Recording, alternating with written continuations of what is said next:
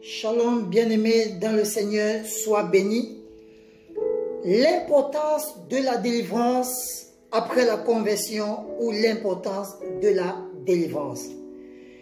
Alors, bien-aimés, ici, on va essayer de voir ensemble si les enfants de Dieu ont besoin de la délivrance. Parce qu'il y a beaucoup qui pensent que lorsque on est né de nouveau, on n'a plus besoin de la délivrance. D'autres disent que la délivrance est réservée uniquement aux païens. Alors, ensemble, nous allons essayer de voir si, en tant qu'enfant de Dieu, on a besoin de la délivrance. Alors, dans le livre de Exode chapitre 3, la Bible nous fait comprendre que lorsque Dieu a appelé Moïse, il lui a donné un mandat. Et ce mandat était d'aller délivrer Israël de la captivité de l'Égypte. Alors, Israël ici était le peuple de qui? De Dieu. Les Israélites étaient les enfants de qui? De Dieu. Alors, oui, il est possible qu'en tant qu'enfant de Dieu, on ait besoin de la délivrance.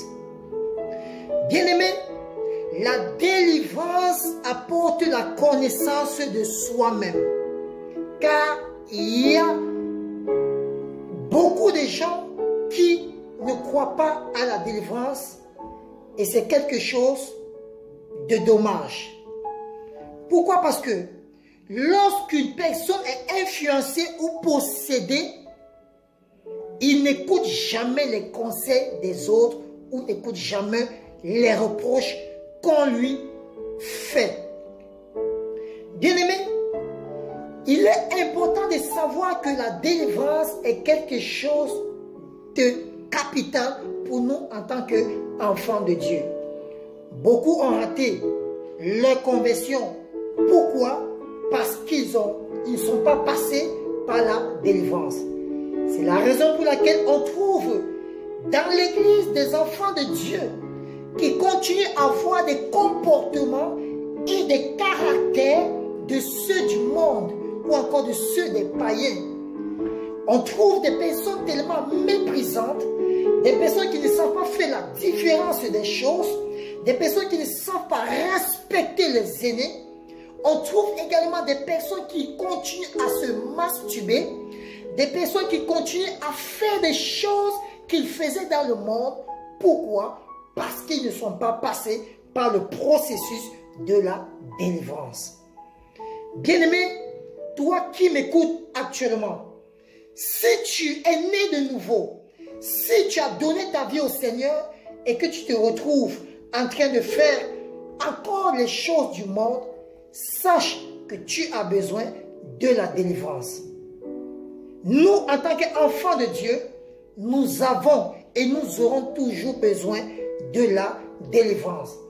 Lorsqu'on lit dans le livre d'Ésaïe chapitre 54 verset 6, je ne vais pas tout lire, je vais lire vers la fin, il dit: mais la délivrance que j'apporte subsistera toujours.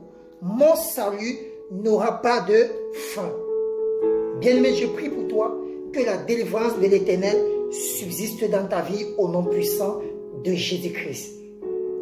Bien-aimé, là où tu te trouves, si tu sais que tu te retrouves dans cette situation-là, alors j'aimerais t'inviter à entrer dans un moment de prière afin de rechercher la délivrance dans la situation dans laquelle tu traverses. Peut-être c'est la masturbation, peut-être c'est le mensonge, peut-être c'est le vol, peut-être c'est la fornication, peut-être c'est le vol, peut-être c'est l'escroquerie. Bien-aimé, je vais t'inviter à chercher la délivrance pour ce problème-là. Que l'Éternel te bénisse, qui te fortifie, qui te soutienne. Au nom puissant de Jésus-Christ, Shalom.